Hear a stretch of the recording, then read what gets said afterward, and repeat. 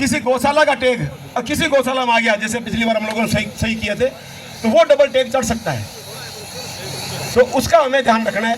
क्यों क्या होता है, जैसे हम मान लो डूंगरगढ़ में हमारी 60 गौशालाएं हैं, तो हर 2 ग्राम पंचायत के बाद में एक गौशाला हो गई हमारी।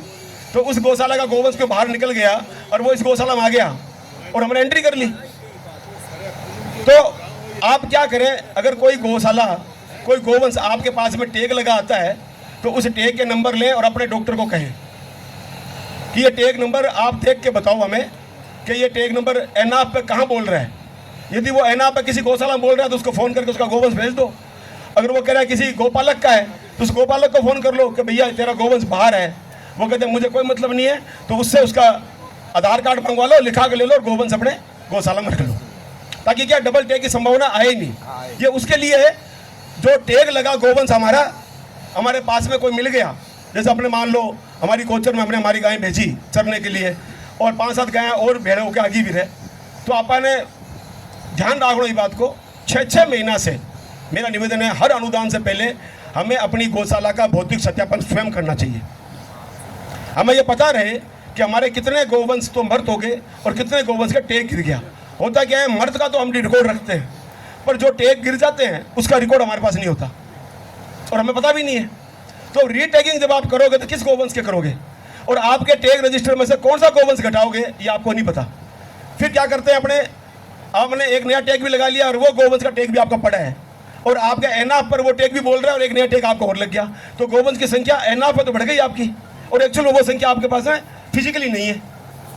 तो हमें अपनी गौशाला का हर अनुदान से पहले उसका भौतिक सत्यापन स्वयं भी कर ले, एक एक गोवंश को फोटो खींच के, ताकि हमें ध्यान रहे कि इन गोवंश का टैग गिर चुका है और जो टैग गिर चुका उसके आगे लाल से लिख दें कि रीटैग किया गया, नया टैग नंबर इस पेज पर गया है।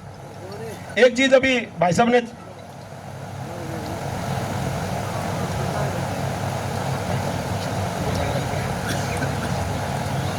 बताई नहीं थी, जो सीरियल है हमारा टैग रजिस्टर का, अगर हम चेंज करते हैं तो वो 1 नंबर से आ सकता है और कोई चेंज नहीं कर रहा है तो वो लगातार वही नंबर चलेगा सीरियल का। चाहे 1100 है तो उसके बाद में 1100, 1200 है वो वही चलेगा। और अगर हम हर महीने चेंज करते हैं हर अनुदान पर तो वो बदलेगा। ये हमें तो ध्यान रखना है। सीरियल को कई लोगों ने क्या किया, मैंने टैग रजिस्टर देखा था, उसी टैग रजिस्टर में हमने नया अलग तारीख से चेंज कर लिया और नई सीरियल डाल दी हमने। उस रजिस्टर में वो नई सीरियल नहीं चलेगी आपकी। आपको नया टैग रजिस्टर लगाओगे तो नई सीरियल आ जाएगी आपकी, कोई दिक्कत नहीं है, पर उसमें नहीं चलेगी। तो इसलिए भौतिक सत्यापन स्वयं गौशाला का करना बहुत ज़रूरी है, ताकि हमें ये पता रहे कि हमारे पास में कितना गोवंश है और कौन कौन सा गोवंश हमारा रह गया। जब भी टैग लगे उस टैग को हम अपने एनआफ पे दर्ज कराएं। अभी यहाँ जितने लोग बैठे हैं हाथ खड़ा करके बताएं एनआफ पे किन किन के टैग दर्ज हुए हैं, रजिस्टर हाथ खड़ा करके बताएं। जो पोर्टल हुए दर्ज करती है सरकार एनआफ,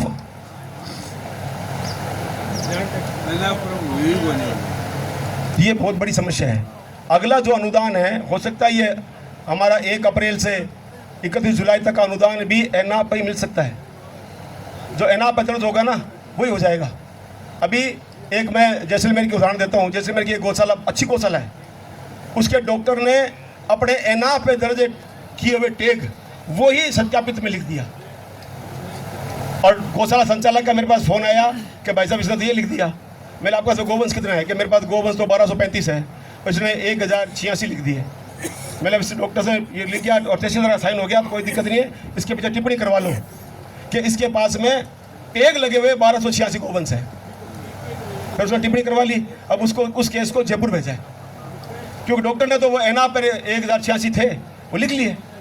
तो मैंने कल भी जॉइंट साहब से बात की थी और जयपुर भी हमने बात की इस विषय में कि जो भी टैग एनआफ पर दर्ज हो, जैसे भाई साहब ने बताया था कि जब आप लिखित में ले लेगे उसके साइन करवा लोगे तो अपने पास पता लग गया कितने टैग इनको एनआफ पर चढ़ाने के लिए दिए हैं। पर एक सत्यापित प्रतिलिपि अगर डॉक्टर हमें दे देवे तो ये तुलसी जो जैसलमेर की जो घटना हुई है वो घटना नहीं होगी।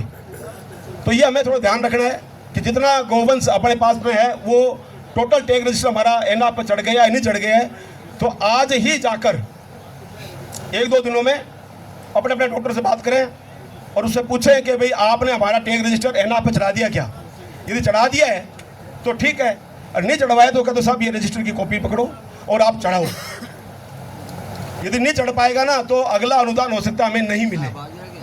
हमें ये पहले ही मान कर चलना चाहिए, क्योंकि जो गणना होगी ना हमारी वो एनआप से होगी। और ये भी हो सकता है जब जांच करने को टीम आए, अनुदान तो हो सकता है अपने 100 सीट से मिल जाए, जांच करने टीम आए और आपके टैग रजिस्टर का मिलान डॉक्टर साथ होगा और उसको अपने टैग रजिस्टर से अगर मिलान किया एनआप पे और वो टैग रजिस्टर वहाँ नहीं रहा, तो जितना चढ़ा हुआ है उतना गोवंश की संख्या अपनी माइनस हो सकती है। तो इसलिए अगले ये हम टारगेट लेंगे, अगले 7 दिन में आदेश होने वाले हैं। 15 जुलाई के बाद में कभी भी आदेश हो सकते हैं हमारे अगले अनुदान के, एक आप ये मान कर चलें। और 10 जुलाई के बाद में, क्योंकि 11 तारीख को हमारे सेक्रेटरी साहब बाहर गए हुए हैं, 11 तारीख को वो आएंगे, उसके बाद में हमारी राज्य स्तरीय समिति की बैठक होगी, उसके बाद में बिल वाउचर मांगे जाएंगे हमसे, और ये दोनों अनुदान हमारे साथ साथ रहेंगे, ये मान कर चलूँगा। तो बिल वाउचर मान लो 20 जुलाई के बाद में माने या 25 जुलाई तक बिल वाउचर मांगते हैं, और उसी समय हमारा इस अगले अनुदान का समय भी आ जाएगा। तो हमें अभी से इसकी तैयारी करनी है। बिल वाउचर के जो हमारी शीट जो तैयार की है वो सभी तैयार कर लें, जैसे ही आदेश हो उसके 4-5 दिन में ही हम अपलोड कर दें, ताकि जो हमें पीछे घाटा लगा वो पूर्ति हो जाए।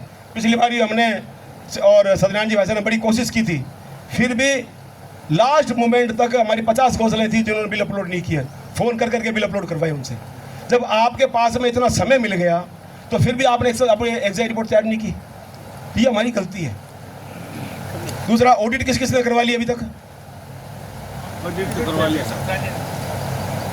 जिन्होंने ऑडिट नहीं करवाई है वो ऑडिट करवा लो, क्योंकि उसके एग्जाम रिपोर्ट के बिलों के साथ में ऑडिट रिपोर्ट भी हमें देनी पड़ेगी, क्योंकि हमने पिछली लगाई उसमें, और नए आवेदन में भी हमें नई ऑडिट रिपोर्ट चाहिएगी। तो आज ही अपने मुनीम को कह दो, अगर मुनीम को बिल नहीं भेजे तो बिल भेज दो। सबसे बड़ी जो कमी है वो हमारी गौशाला की है, मुनीम का उसमें दोष कम है, क्योंकि मुनीम हमें फ़ोन करता रहता है कि भाई साहब बिल भेज दो, भाई साहब बिल भेज दो, और हम हाँ भाई साहब भेज रहे हैं, हाँ भाई साहब भेज रहे हैं। तो आप लास्ट मोमेंट में बिल भेजोगे तो वो दिक्कत ही आएगी, उसमें गलती होगी, वो सही नहीं हो सकती, वो दर्ज भी नहीं कर पाएगा और उसमें कहीं ना कहीं गलती आएगी। और गलती आने के बाद में फिर ये जैसे 93 गौशालाएँ अभी पेंडिंग चल रही है, अपनी जेडी वेरिफिकेशन नहीं हुआ, तो ऐसी छोटी छोटी माइनर गलतियाँ हमारी पड़ी रहेगी। इसलिए आज मुनीम से बात करो, बात करके उसको तुरंत प्रभाव से उस मुनीम को सारी डिटेल्स प्रेषित कर दो, ताकि अपनी तरफ पे ये दोष ना रहे कि मुनीम के साहब आपने भेजे नहीं डॉक्यूमेंट, तो मैं कैसे बना दूँ। और एक चीज़ और ध्यान रखना, वैसे मुझे नहीं करना चाहिए ये, पर मैं निवेदन करूँगा, जिन मुनीमों के पास में 10 या 15-20 ज़्यादा गौशालाएँ हैं उनको काम मत दो। आप किसी और मुनीम को पकड़ो जिसके पास में कम गौशालाएँ हो, क्योंकि ज़्यादा होगी वो काम नहीं कर पाएगा, पूरा लगन से काम नहीं कर पाएगा। तो 15 आ गई तो 15 उसका है, ठीक है, भाई एक नया मुनीम पकड़ लो और उसको अपने 15 गौशाले उसके पास चले जाए, कोई दिक्कत नहीं है, क्योंकि ज़्यादा गौशाले होंगी तो वो नहीं काम कर पाएगा और ये दिक्कत आएगी अपने। आज ये जो टैग रजिस्टर अपलोड करने में दिक्कत आई है हमारे, या बिल वाउचर में दिक्कत आ रही है, दिक्कत संख्या ज़्यादा होने के कारण से आ रही है। हो सकता है मुनीमों को ये बात गलत लगे, पर गौशालाओं के लिए ये पॉजिटिव है कि हमें मुनीम चेंज करना चाहिए अपना। ये तो मुनीम पकड़ लिया, सुख जी ने पकड़ लिया, सुख जी तो पकड़ लिया, कोई दिक्कत नहीं, बस हमारे तो मुनीम। अरे मैं तो साहब अभिसम पिता में है आपने संगठन का, मैं तो बहुत इसी किया साहब। अब दोहरा गया पकड़ा है मैंने, बार रेन लग गया पहले। ऑपरेशन तो अभी इस विषय में कोई जानकारी चाहिए तो बताओ। नई गौशाला साहब कितना इंदिरा हो मार तो नहीं, नई गौशाला में थारे 23 को पंजीकरण है। आपका सर्वे कितना हो गया? 4 के 3 हो गया। नहीं 3 हो गया तो थाने फिर अप्रैल में करना चाहिए तो। करो हमारे। अच्छा, थारी तारीख कहीं है? तारीख कहीं है थारी? 1/11/23। हाँ, ये कान को नहीं हुआ। अब 1 अप्रैल हो जी आपको, 1 अप्रैल हो 4 महीना को अनुदान आपने मिल जैसी। 1 साल को एक साल। अरे 1 साल को है, पर पहले का ही नियम हो, जितना दिन बचता बितना दिन का अनुदान मिल जाता।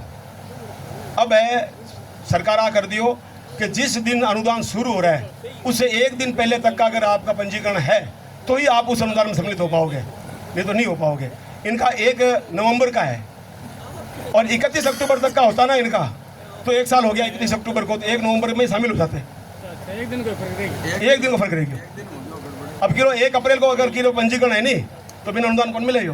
बिन नवंबर कौन मिलसी?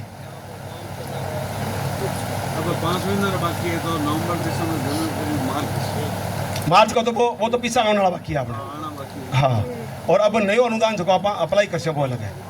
लारला जगह पिसा अभी में 22 और 44 है 5 महीना में तो, और ये 4 महीना जगह शुरू है इनमें 25-50 है